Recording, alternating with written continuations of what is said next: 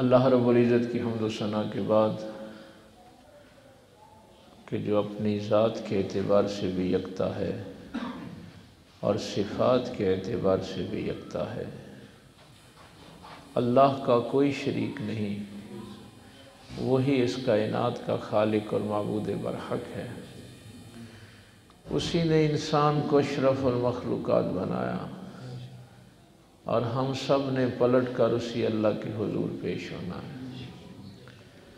بے حد و بے انتہا درود و سلام امام الانبیاء حبیب کبریا شفیع المذنبین رحمت للعالمین تاجدار سلطنت دنیا و دین آمنہ کے لال باعث تخلیق کائنات احمد مجتبی محمد مصطفیٰ صلی اللہ علیہ وآلہ وسلم کی ذات اقدس پر کہ جن کے صدقے اللہ نے ہمیں ایمان کی دولت سے مالا مال فرمایا۔ نہایت ہی واجب الاحترام معزز سامعین، بزرگوں، دوستوں، عزیز بھائیوں، آج میں نے سورہ آل عمران سے یہ 8 نمبر آیت اکثر آپ اپنی دعاؤں میں یہ اللہ رب العزت کے سامنے التجا کرتے ہیں، اور اس میں بڑی اہم بات یہ ہے کہ یہ دعا کا طریقہ چونکہ اللہ تعالیٰ نے سکھایا ہے، اور اس میں اللہ تعالیٰ نے جو ہمیں بات سکھائی ہے وہ یہ ہے کہ لا تزغ قلوبنا بعد اذ ہدیتنا، اے ہمارے رب ہدایت کے بعد ہمارے دل ٹیڑھے نہ کر دے۔ یعنی یہ کتنا اہم جملہ ہے کہ جتنا دل ٹیڑھا ہونے کا خدشہ ہدایت کے بعد ہے وہ ہدایت سے پہلے نہیں، چونکہ پہلے تو وہ ہے ہی گمراہی کے راستے پہ۔ تو انسان کا جو اصل امتحان ہے وہ ہدایت حاصل کرنے کے بعد شروع ہوتا ہے۔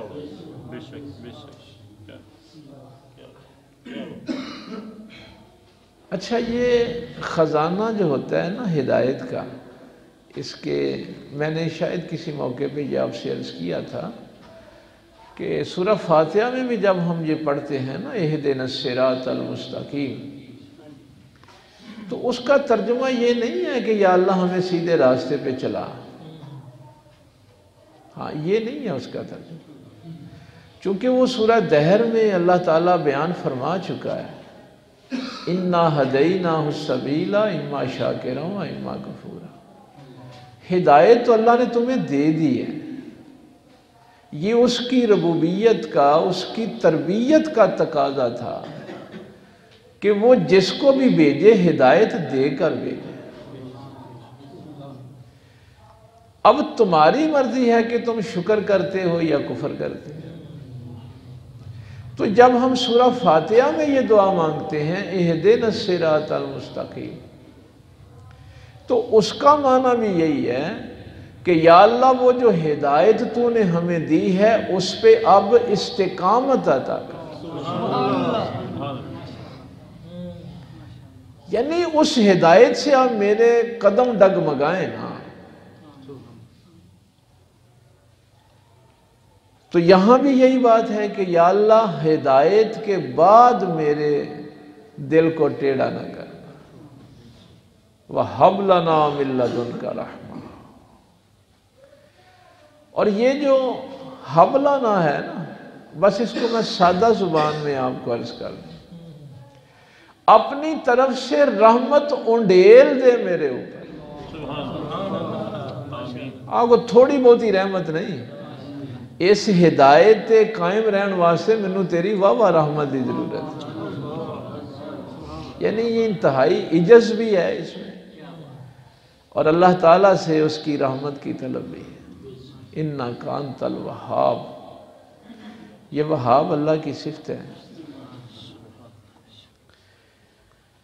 یہ چونکہ ربیع الثانی حضور شیخ عبد القادر جیلانی بغدادی رضی اللہ تعالیٰ عنہ، آپ کے حوالے سے آپ کا چونکہ وصال ہوا اس مہینے میں، تو یہ تو میں نے حدیث پہلے آپ کو ازبر کروائی ہوئی ہے کہ نبیوں کا ذکر عبادت ہے اور ولیوں کا ذکر گناہوں کا کفارہ ہے۔ سبحان اللہ۔ جہاں اللہ کے ولیوں کا ذکر ہوتا ہے نا، تو وہاں پہ گناہ جو ہیں ان کا کفارہ ادا ہو جاتا ہے۔ اور وہ جو ملا علی قاری نے جو حدیث روایت کی ہے کہ جہاں اللہ کے ولیوں کا ذکر ہوتا ہے تو وہاں تنزل الرحمہ، اللہ کی رحمت کا نزول ہوتا ہے۔ باقی وہ جو ابدالوں والی حدیث ہے کہ ان ولیوں کے ذکر سے ہی اللہ تمہیں رزق عطا کرتا ہے۔ مثلا یہ جو ہمیں رزق مل رہا ہے نا، ہماری بادامالیوں کی وجہ سے نہیں مل رہا۔ بارشیں ہوتی ہیں تو ان اللہ کے ولیوں کی وجہ سے ہوتی ہیں۔ اس کو علامہ اقبال نے داتا صاحب کے حضور کھڑے ہو کے کہا تھا نا، خاک پنجاب از دم وہ زندہ گشت۔ پنجاب کی زمین اگر زندہ ہے تو آپ کے نام سے زندہ ہے۔ ہمارے سلسلہ عالیہ میں جب آپ شجرہ شریف پڑھتے ہیں تو آخر میں جا کے حضرت ابراہیم ادہم کا ذکر آتا ہے۔ یہ چونکہ بلخ کے بادشاہ تھے تو وہ ایک جگہ بیٹھے ہوئے تھے جہاں طالب علم قرآن کریم کا علم حاصل کرتے تھے، جیسے آپ بھی قرآن سیکھنے آتے ہیں۔ ہاں، یہ محفل ہماری قرآن فہمی کے لیے ہوتی ہے نا۔ تو ایک چوری صاحب آ گئے، انہوں نے بچوں کو ڈانٹنا شروع کر دیا۔ تو سرکار ابراہیم ادم کو وہ جانتا نہیں تھا کہ یہ بلخ کے بادشاہ رہے ہیں۔ اس وقت ظاہر ہے آپ اپنی فقیری کے لباس میں بیٹھے، تو جب اس کو دیکھا نا کہ یہ طالب علموں کو جھگڑ رہا ہے، تو آپ نے فرمایا کہ ان سے کیوں اس بدتمیزی کے ساتھ پیش آ رہا ہے؟ اس نے کہا میں اس مدرسے دانے گالنا، انہوں نے ساریاں ضرورتاں پوریاں کرنا۔ انہوں نے یہ بھی نہیں پتا کہ چوری صاحب آئے نے تو اٹھ کے استقبال کریے، انہوں نے گھوڑا پھڑیے، انہوں سیڈ تے بنی ہے، میں اس مدرسے دے سارے اخراج آ چکے ہیں۔ حضرت ابراہیم ادم مسکرائے، آپ نے فرمایا یہ تجھے غلط فہمی ہوئی ہے، تیرے پاس جو رزق ہے یہ ان کی وجہ سے تو کہتا ہے تو ان کو دیتا ہے، تجھے اللہ ان کی وجہ سے دیتا ہے۔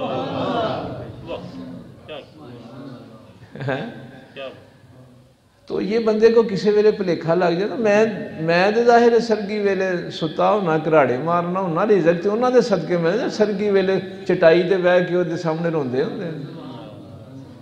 تو رزق ان ولیوں کی وجہ سے تقسیم ہوتا ہے۔ یہ میری بات نہیں ہے، یہ حدیث کی باتیں ہیں جو میں آپ کو بتا رہا ہوں۔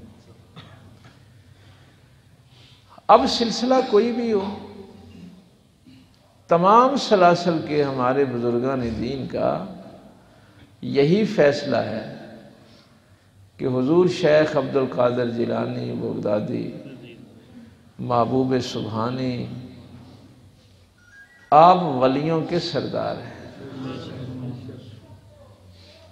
اچھا، ایک غلط فہمی میں ظاہر ہے لوگوں کو بڑا وہ جی ان کو ولیوں کا سردار کیوں بنایا گیا؟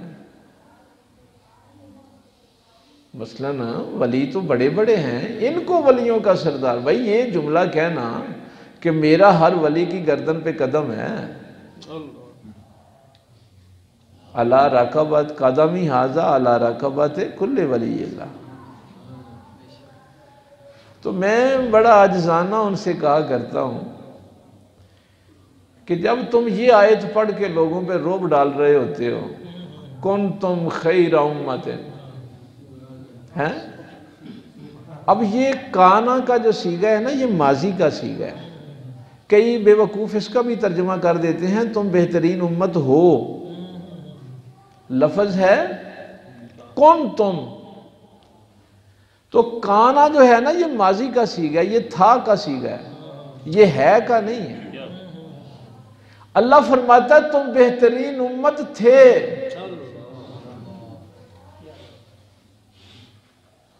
یہ بڑی عجیب بات ہے۔ امت ابھی پیدا نہیں ہوئی اور اللہ فرماتا تم بہترین امت تھے، حجے کوئی نفل نہیں پڑے، کوئی ریاستہ نہیں کی تیاں، اور بھائی امت تھے تو پہلے نبی بھی کہا کرتے تھے نا یا اللہ اس امت میں پیدا کر۔ اگر پہلے ذکر نہیں تھا تو نبیوں کو کیا ضرورت تھی یہ دعا مانگنے کی؟ ہیں اللہ ہوگے۔ پھر دوسری وہ آیت بڑی پڑھیں گے۔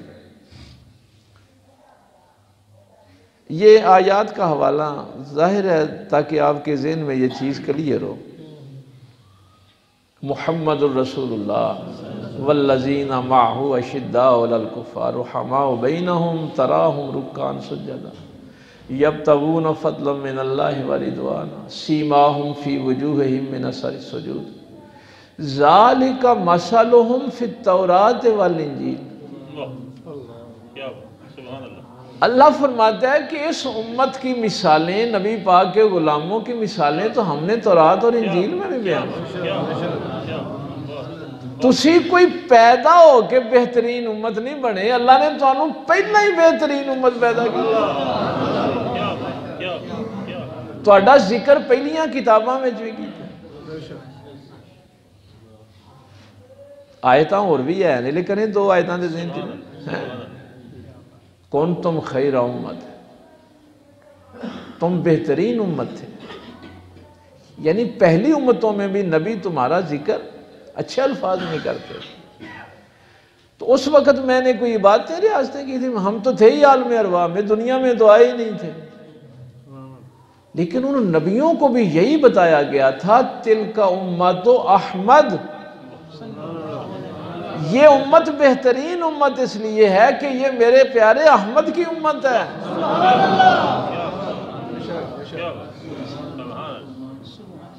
والذین معہو، بھائی یہ جن کا ذکر تورات اور انجیل میں ہے اس لیے ہے کہ وہ میرے محمد کے ساتھی ہیں۔ تو جنہوں نے ابھی ساتھی بننا تھا، آگے ایمان لانا تھا، ان کا تذکرہ پہلے ہی کہ یہ بہترین امت ہو۔ تو جب بغیر کوئی عمل کیے اللہ نے ہمیں بہترین پہلی امتوں میں ہمارا ذکر کیا تو کیوں کیا؟ اس کی مرضی ہے، مالک ہے نا، اس سے کوئی پوچھ سکتا ہے؟ آیتیں ذہن میں رہیں۔ اب عبد القادر کو وہ ولیوں کا سردار بنائے، اس کی مرضی۔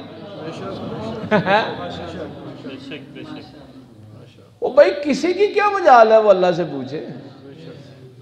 وہ کہے انما یرید اللہ لیذھب عنکم الرجس اہل البیت ویطہرکم تطہیرا، میں نے نبی کے گھر والوں کو طاہر اور مطہر کر دی ہے۔ کیوں؟ یرید اللہ، اس کی مرضی ہے، اس کا ارادہ ہے۔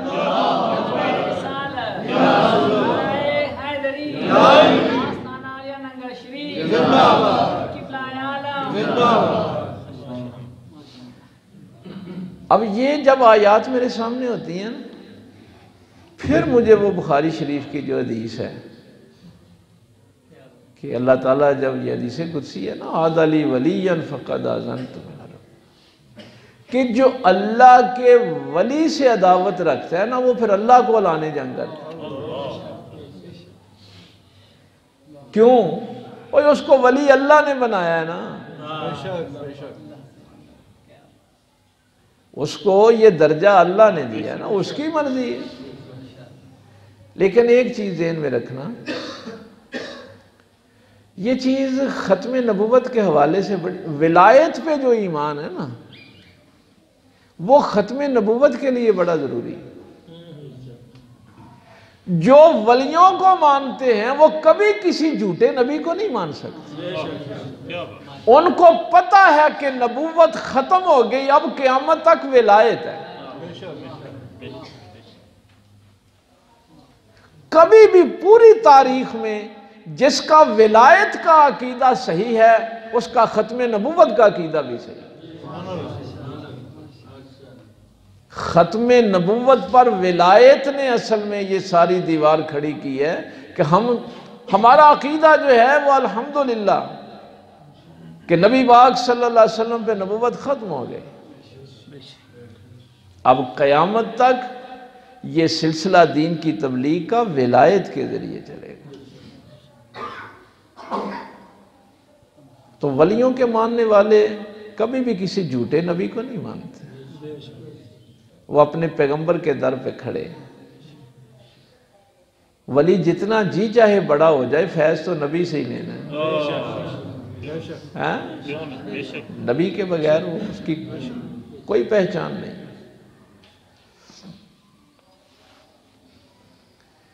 اب یہاں پہ وہ جو میں بات عرض کر رہا تھا کہ اللہ جب کسی کا انتخاب کر لے تو اس کی حفاظت بھی پھر اللہ ہی کرتا ہے. یہ لوگوں کو بڑا پلیکھا لگ گیا نا، ہر دور میں لگا. بھئی نبیوں کی مخالفت بھی کیوں ہوئی؟ لوگوں نے سمجھا کہ شاید ہم اپنی سازشوں سے ان کا مقابلہ کر لیں. ولیوں کے مقابلے بھی اسی لیے ہوئے، لیکن ان کو یہ نہیں پتا کہ جس کا انتخاب اللہ کرتا ہے پھر اس کی حفاظت بھی اللہ کرتا ہے. بڑی بڑی سازشیں ہوتی ہیں، بڑے جھوٹ بولے جاتے ہیں. ایمان، یہ آیت جو ہے نا، میں پھر دور نہ نکل جاؤں، ایمان جتنا مضبوط ہوتا ہے اتنے ہی اس کے اعمال مضبوط ہوتے ہیں. قرآن کریم کی جتنی بھی آیات آپ پڑھیں گے نا، اِلَّا الَّذِينَ آمَنُوا وَعَمِلُوا الصَّالِحَاتِ، ایمان کے ساتھ عمل صالح جڑے ہیں. یہ جو میں بار بار آج کل آپ کو یہ بتا رہا ہوں نا کہ یہ ایمان آپ نے اسی دنیا میں حاصل کرنا ہے، یہ کہیں غلطی نہ کر بیٹھنا کہ دیکھی جائے گی. ایمان حاصل بھی کرنا ہے اور پھر اس کی حفاظت بھی کرنی ہے. اور حفاظت کی یہ دعا بہترین دعا ہے کہ یا اللہ ہدایت دی ہے تو اب میرا دل ٹیڑھا نہ کرنا. اس کی مدد کے ساتھ، ہاں اس کی مہربانی کے ساتھ، اس کی رحمت کے ساتھ. اب جتنے، یہ ایک سیریز ہوتی ہے، جتنا ایمان مضبوط ہوتا ہے اتنا ہی اس کے اعمال مضبوط ہوتے ہیں. یہ ہو ہی نہیں سکتا نا کہ بیج دل میں ایمان کا ہو اور پھر وہ جو ایمان والا پودا ہے اس کو پھل جھوٹ اور بددھیانتی کا لگ جائے، اعمال سیئات کا لگ جائے، نافرمانیوں کا پھل. بھئی نہیں، جب بیج ایمان کا ہوگا تو پھر پھل بھی ایمان والے عمل صالح کا لگ جائے. اس لیے قرآن جہاں بھی یہ بات بیان کرتا ہے ایمان کے ساتھ عمل صالح جڑے ہیں. اگر عمل صالح نہیں ہے تو پھر اپنے بیج پہ غور کر، پھر تیرا وہ بیج ایمان والا بیج نہیں ہے.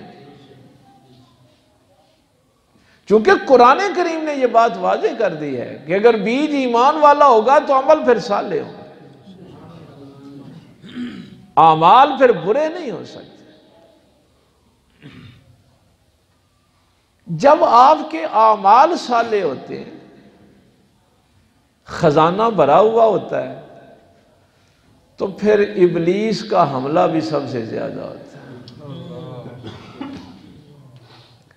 شاید اگر آپ کو یاد ہو تو 1 سال یا 1.5 سال پہلے میں نے یہاں ایک جملہ کہا تھا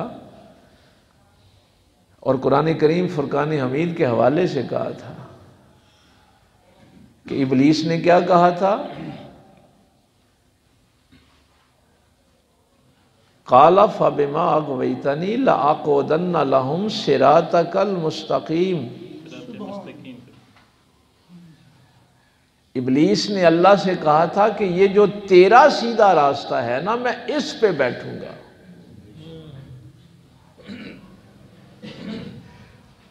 یعنی ابلیس کہاں بیٹھتا ہے؟ جہاں انسان سیدھے راستے پہ چل رہا ہوتا ہے.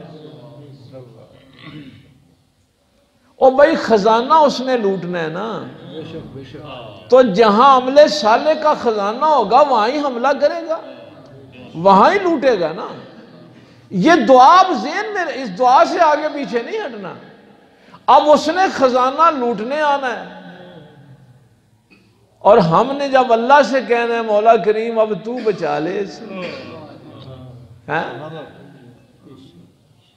اللہ کی حفاظت کے بغیر بندہ بچ نہیں سکتا.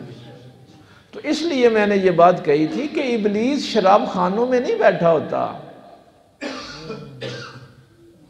وہ کسی سینما گھر میں جا کے نہیں بیٹھتا، وہ کسی تاش کھیڈن والے چ نہیں بیٹھتا، وہ کسی دربار تے بیٹھا ہوئے گا، کسی مدرسے بیٹھا ہوئے گا، کسی مسیتے بیٹھا ہوئے گا. جہاں جہاں سے لوگوں کو یہ خیال ہے کہ یہاں سے سیدھا راستہ مل سکتا ہے وہ ان راستوں پہ بیٹھتا ہے. یہ قرآن میں لکھا ہوا ہے. اس لیے سب سے زیادہ احتیاط جو ہوتی ہے نا یہ ان جگہوں پہ ہوتی ہے. اب مقام کیا ہے؟ مقام یہ ہے کہ آپ کے والد محترم حضرت صالح جنگی رحمۃ اللہ تعالی علیہ، حضور غوث پاک کے والد محترم، والد صاحب کی طرف سے آپ کا نسب جو ہے وہ حضرت امام حسن سے ملتا ہے، اور والدہ صاحبہ کی جانب سے امام حسین علیہ السلام سے ملتا ہے. حسنی حسینی سید، شرافت ہے خاندان کی. اور مقام یہ تھا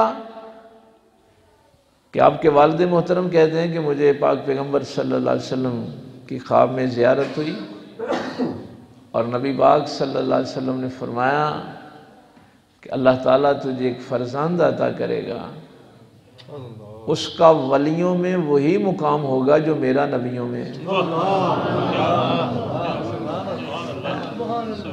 اب جہاں سے میں نے بات شروع کی تھی وہ سمجھ میں آئی نا. اس مثلا سلسلہ کوئی بھی ہو، ہم چشتیہ سلسلے سے تعلق رکھتے ہیں، صابری سلسلے سے ہیں، کوئی نقشبندی ہو، سروردی ہو، سارے امام انہی کو مانتے ہیں. غوث اعظم درمیان اولیاء، چو محمد درمیان انبیاء. اب یہ شرافت پیدائش کے ساتھ ہی مل گئی. لیے میں چونکہ نبوت اور ولایت میں یہ بنیادی فرق میں آپ کو عرض کر دوں. نبوت وہبی چیز ہوتی ہے،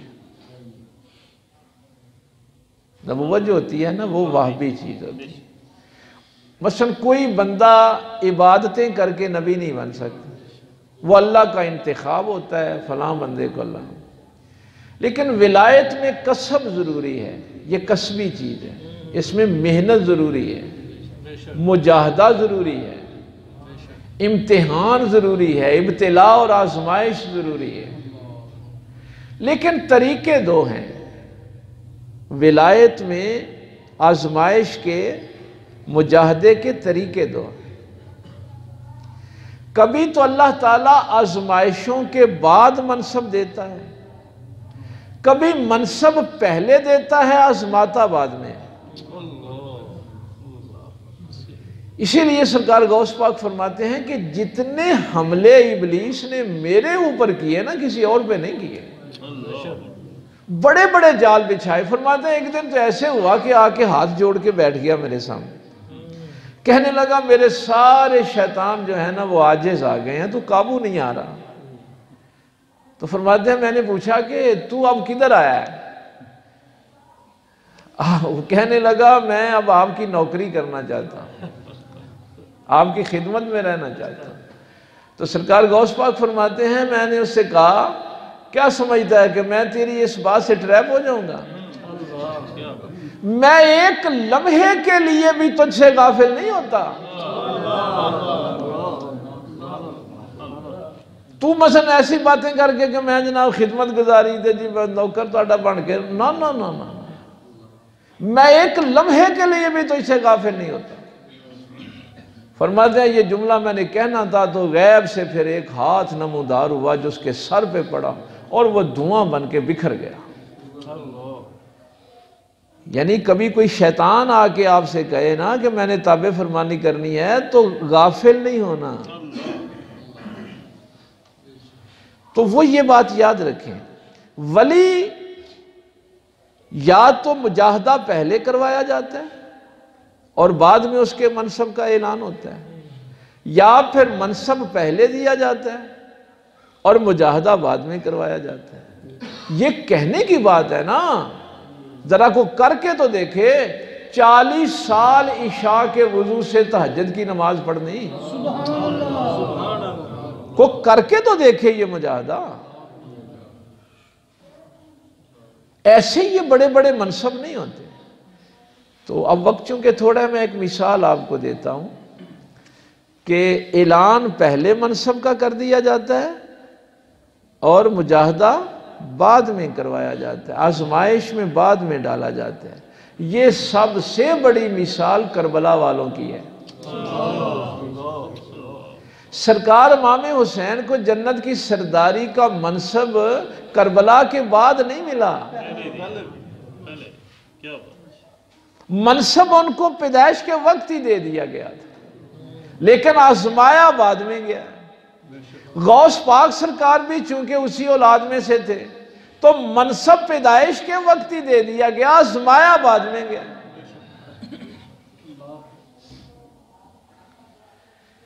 لیکن جو بنیادی بات آپ کو عرض کروں، یہ جو نبوت کا فیض ہوتا ہے نا، یہ اچھا قرآن کریم پڑھا ہے، میں اللہ کے گھر میں بیٹھا ہوں، اللہ کے دربار میں بیٹھا ہوں، یہ کوئی ہمارا کوئی مولوی لکھتا تو بڑا اعتراض ہوتا۔ یہ واقعہ اشرف علی تھانوی صاحب نے لکھا ہے۔ یہ جو دیوبندیوں کے امام ہیں، یہ واقعہ انہوں نے لکھا ہے۔ پھر ان کے آگے خلیفہ ہیں زکریا صاحب، جنہوں نے ان کی تبلیغی جماعت والی کتاب، انہوں نے پھر آگے اس کا تذکرہ کیا۔ شیخ الحدیث ان کو وہ مانتے کہ جب قبر میں ان کا غلام گیا تو فرشتوں نے پوچھا من ربو کا، تو اس نے کہا کہ میں تو عبد القادر جیلانی کا دھوبی ہوں۔ یہ واقعہ اشرف علی تھانوی صاحب نے لکھا ہے۔ یہ تعارف جو ہے یہ کوئی معمولی تعارف نہیں ہوتا۔ اللہ کے ولیوں کے ساتھ تمہاری نسبت، وہ تو حدیث شریف میں بھی ہے نا کہ قیامت والے دن جب جنتیوں اور جہنمیوں کی لائنیں لگ جائیں گی، فیصلہ ہو گیا یہ لائن جہنمیوں کی ہے، یہ سورہ واقعہ میں کہ دائیں طرف والے اور بائیں طرف والے، اصحاب الیمین اور اصحاب الشمال، تو ان جہنمیوں کی لائن سے ایک بندہ نکلے گا اور ایک جنتی کے سامنے کھڑا ہو کے کہے گا ما تعارفی، کیا مجھے پہچانا نہیں؟ وہ جنتی کہے گا نہیں، میں نے تو نہیں پہچانا۔ تو وہ کہے گا کہ میں نے زندگی میں ایک دفعہ تمہیں اللہ کا نیک بندہ سمجھتے ہوئے وضو کروایا تھا۔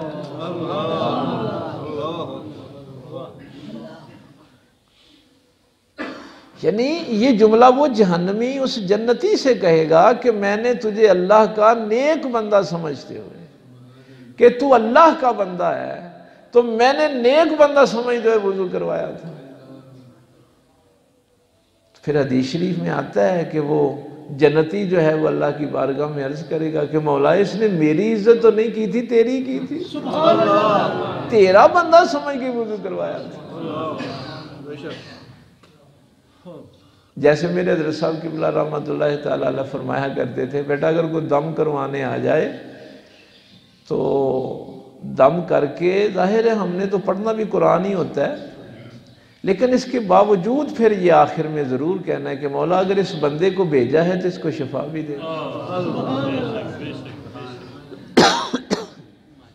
جیڑا اپنا تعارف کرواندہ پھرے نا وہ ولی نہیں ہوتا.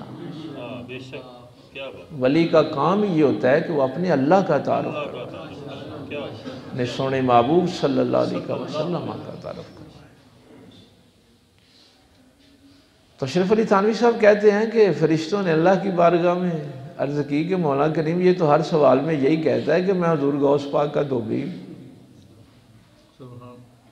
تو اللہ تعالیٰ نے فرمایا جب وہ اپنی نسبت میرے ولی کے ساتھ جوڑ رہا ہے تو وہاں سے کسی اور رب کا بھی اس کو پتہ ملا ہوگا.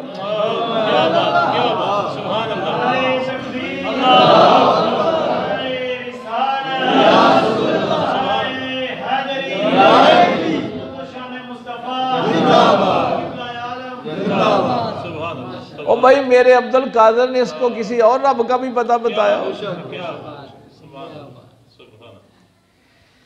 جس میرے ولی نے، میرے دوست نے اللہ غنی، پھر یہ علم کے خزانے بھی اللہ ہی کھولتے ہیں نا. مجھے کئی دوست پوچھتے ہیں وہ جی اسی بھی قرآن شریف پڑھنے ہیں، حدیث شریف پڑھنے ہیں، لیکن انہاں اثر نہیں لوگوں دے ہوندا. ان کو پھر میں یہ بات بتاتا ہوں. غوث پاک سرکار ایک دفعہ نا تشریف فرما تھے تو آپ کے صاحبزادے عبدالرزاق جو ہے نا انہوں نے کہا کہ ابا جی آج میں نے درس قرآن دینا ہے. تو انہوں نے جب درس شروع کیا تو لوگ اپنی باتوں میں لگے ہوئے تھے، کوئی دھیان سے سن نہیں رہا تھا، کوئی دھیان سے نہیں سن رہا تھا. تو تھوڑی دیر کے بعد انہوں نے چھوڑ دیا کہ یہ بندے تو اپنی اپنی باتوں میں لگے ہوئے. اب سرکار شیخ عبد القادر جیلانی بغدادی محبوب سبحانی رحمۃ اللہ تعالی علیہ سرکار نے درس شروع کیا. اور درس کیا شروع کیا؟ فرماتے ہیں بھئی آج صبح میں نے ناشتہ کرنا تھا. اب یہ جملہ کہا لوگ خاموش ہو گئے، بڑی توجہ سے سننا شروع ہو گئے.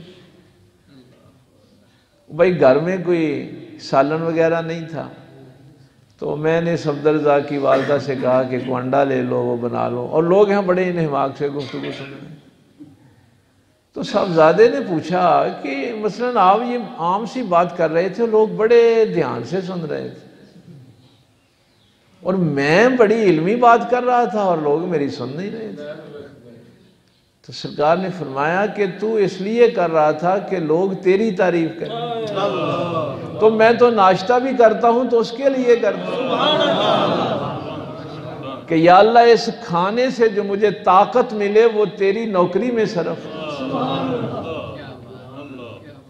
ہم کو کھانا اپنے لیے تھوڑا کھاتے ہیں، ہم تو وہ انرجی حاصل کرتے ہیں کہ مولا کریم اس کھانے سے ہمیں وہ طاقت دے جو تیری فرما برداری میں لگے. ہم ذائقوں کے لیے کھانے نہیں کھاتے. تو جس غوث پاک نے اپنے بچوں کو یہ بتایا تھا، لیکن وہ ظاہر ہے آپ کی سیرت پاک کا تو آج تک ظاہر ہے ڈھنکا ہے. لوگ آپ کی وصیت کے متعلق میں ایک جملہ عرض کرنا چاہتا ہوں. یہ آپ کے خطبات ہیں جلاء الخواطر کے نام سے، وہ عربی میں بھی ہیں، ان کا ترجمہ بھی ہو گیا، اردو میں بھی مل جاتے ہیں. آپ نے اپنے بچوں کو، اپنے مریدوں کو، اپنے خلفاء کو جو وصیت فرمائی تھی، آپ نے فرمایا تھا کہ 3 صحبتوں سے بچ کے رہنا. یہ میں پڑھی ہوئی باتیں کرتا ہوں، سنی ہوئی نہیں کر رہا. ہاں جلال الخواطر میں یہ آپ کا خطبہ موجود ہے. آپ نے فرمایا تھا کہ عورتوں کی صحبت سے بچ کے رہنا، بچوں کی صحبت سے بچ کے رہنا، اور امراء کی صحبت سے بچ کے رہنا. امیر لوگوں کے پاس نہ اتنا اٹھنا بیٹھنا. کیوں؟ سرکار نے فرمایا کہ امیروں کے پاس بیٹھے گا تو ناشکرا ہو جائے گا. اگر امیروں کے پاس بیٹھے گا نا تو تیرے اندر ناشکری پیدا ہوگی کہ یہ دیکھو لے نعمتاں نے تے میرے کو لے نہیں ہے. اگر غریبوں کے پاس بیٹھے گا تو شکر گزار بن کے رہے گا کہ یا اللہ کتنی نعمتیں ہیں جو اس کے پاس نہیں ہیں اور میرے پاس. یہ چونکہ ان کی تربیت تھی نا. ہمارے ہاں بھی یہ جتنے مسائل گھروں میں پیدا ہوتے ہیں نا اس وجہ سے پیدا ہوتے ہیں. میرے مولا علی سرکار نے بھی یہ جملہ ارشاد فرمایا تھا، اگر کسی کو پتہ چل جائے نا کہ غریبوں کے پاس بیٹھنے کا کتنا اجر ہے تو لوگ بیٹھا ہی فقیروں کے ساتھ کریں، فقیروں کے ساتھ زندگی گزاریں. پھر فرمایا کہ عورتوں کی صحبت سے بچ کے رہے. غیر محرم عورتیں جو ہوتی ہیں نا ان کی صحبت سے بچ کے رہے. ابلیس کہتا ہے کہ عورت میرے زہریلے تیروں میں سے آخری تیر ہے. جب میں کسی سے مایوس ہو جاؤں تو پھر عورت کا حربہ استعمال کرتا ہوں اس کو گمراہ کرنے کا. اور اگر چھوٹے بچوں کے پاس بیٹھے گا تو بے عزت ہو جائے گا. کم عقلی تیرے اندر آنا شروع. بیٹھنا ہو تو داناؤں اور عقل مندوں میں بیٹھا گا، بزرگوں میں بیٹھا گا. میں نے آپ کی اس وصیت سے بڑا استفادہ کیا ہے. اور پھر مجھے اپنے حضرت صاحب قبلہ کا بھی وہ جملہ بڑا یاد، جب میں یہ وصیت پڑھتا ہوں تو حضرت صاحب قبلہ کا بھی وہ جملہ یاد آتا ہے کہ میرے پیر و مرشد صوفی محمد صادق رحمہ اللہ نے فرمایا تھا کہ بیٹا اگر کوئی عورت دم کروانے آ جائے تو تیری بیوی پاس بیٹھی ہوئی. تو یہ فیض جو ہوتا ہے نا یہ اصل میں وہ دیا تو اللہ رسول نے جلایا ہوا ہے نا. اب اس کو جو بجھانے کی کوشش کرے گا وہ اللہ رسول کی مخالفت ہی کرے گا. تو حضور شیخ عبد القادر جیلانی بغدادی رضی اللہ تعالیٰ عنہ کا فیض کب تک ہے؟ یہ قرآن کریم کی تفسیر ہے، تفسیر مظہری، اور مفسر ہیں ثناء اللہ پانی پتی رحمۃ اللہ تعالیٰ علیہ. وہ جو ختم نبوت والا جملہ ہے وہ ذہن میں رہے. آپ فرماتے ہیں یہی آیت جو پہلے آپ نے سنی ہے نا کنتم خیر امتن، تو وہ فرماتے ہیں کہ تم شرابیوں زانیوں کو وہ بہترین امت نہیں کہہ رہا، وہ غوث پاک کو بہترین امت کہہ رہا. وہ بدکاروں کو بہترین امت نہیں کہہ رہا، وہ غریب نواز کو بہترین امت کہہ رہا ہے. وہ ابو بکر صدیق کو بہترین امت کہہ رہا ہے، وہ حسین کو بہترین امت کہہ رہا ہے. تو فرماتے ہیں کہ جب نبوت ختم ہو گئی اور آگے ولایت قیامت تک ظاہر ہے، ولایت کے ذریعے سے ہی یہ دین کا سلسلہ آگے چلنا ہے، تو نبی پاک صلی اللہ علیہ وسلم نے ولایت کے لیے انتخاب کیا حضرت علی المرتضیٰ کرم اللہ وجہ الکریم کا. اسی لیے ہمارے تمام سلاسل جو ہیں ان پہ جا کے ملتے. مولا علی سرکار نے اپنی ولایت کا یہ منصب، یہ تفسیر مظہری کا حوالہ میں نے اس لیے دے دیا کہ آپ جا کے خود بھی پڑھ سکتے ہیں، مطالعہ کر سکتے ہیں، میں اشارہ کر دیتا ہوں. ان کے پاس یہ حضور غوث پاک نے خود فرمایا نا کہ جب نبی پاک صلی اللہ علیہ وسلم خواب میں ملے تو آپ نے فرمایا کہ درس دیا کر. تو میں نے کہا کہ یا رسول اللہ صلی اللہ علیہ وسلم یہ لوگ عربی اپنے آپ کو بڑا علم والا سمجھتے ہیں، یہ تو اجمیوں کی گفتگو ہی نہیں سنتے. تو نبی پاک صلی اللہ علیہ وسلم نے 7 مرتبہ اپنا لعاب دہن مجھے عطا فرمایا. کوئی شوخی نہیں ماری کہ میں بغداد دے وڈے وڈے مدرسیاں جو پڑھے ہاں تے میں فلانے شیخ الحدیث کو پڑھے ہاں تے میں فقہ دا حدیث دا بڑا علم حاصل کیتا ہے. فرمایا یہ جو کچھ بھی میں دے رہا ہوں یہ میرے پیغمبر دا لعاب دہن. ربنا لا تزغ قلوبنا بعد إذ هديتنا.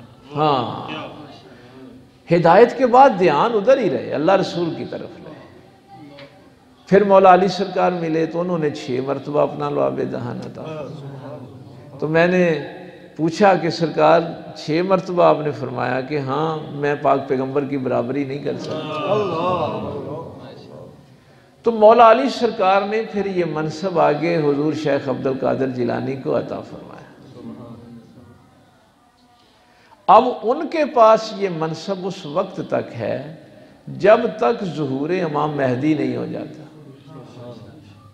جب حضرت امام مہدی تشریف لائیں گے تو پھر یہ جو ولایت کی امامت کا منصب ہے یہ ان کے پاس چلا جائے گا۔ یہ تفسیر مظہری میں کنتم خیر امتن کی تفسیر میں قاضی ثناء اللہ پانی پتی رحمۃ اللہ تعالیٰ علیہ نے لکھا ہے۔ یہ بات میں نے اس لیے کہی ہے کہ مجھے نا کچھ لوگوں کی زبان سے یہ سننے کو بھی بات ملی کہ غوث پاک ورگا ولی نہ پہلا آیا جنا بعد چونا ہے، یہ جہالت ہے۔ اور بھائی ان کے امام مولا علی ہیں اور بعد میں امام مہدی نے پیدا ہونا ہے، ان سے پہلے بھی بڑے موجود تھے، ان کے بعد بھی بڑے موجود ہیں۔ اس لیے میں نے پھر وہ جملہ اس مولوی صاحب سے جو یہ کہہ رہا تھا اسے میں نے کہا وہ تو وجد کی کیفیت ہے۔ جب وہ حدیث پڑھتے ہیں نا کہ میرے پاک پیغمبر صلی اللہ علیہ وسلم نے فرمایا او تمہاری کیا شان ہوگی جب عیسیٰ ابن مریم آسمانوں سے اتریں گے، دو فرشتوں نے ان کو پکڑا ہوا ہوگا، عیسیٰ ابن مریم آئیں گے لیکن امام تمہارا ہوگا اور عیسیٰ ابن مریم تمہارے امام کے پیچھے نماز پڑھیں گے۔ یہ شان جناب امام مہدی کی ہوگی کہ عیسیٰ ابن مریم ان کے امام نہیں ہوں گے۔ اب پتہ چلا وہ نبی کیوں دعائیں مانگتے تھے اس امت میں پیدا ہونے، وہ کبھی آ بھی جائیں تو امام تو میری سرکار کا ہی ہوگا۔ تو اس لیے یہ کوشش کیا کریں کہ ان ولیوں کے ساتھ نسبت رہے، وابستگی رہے اور پھر قبر حشر میں ان کا ساتھ نصیب رہے۔ اللہ تعالیٰ عمل کی توفیق دے۔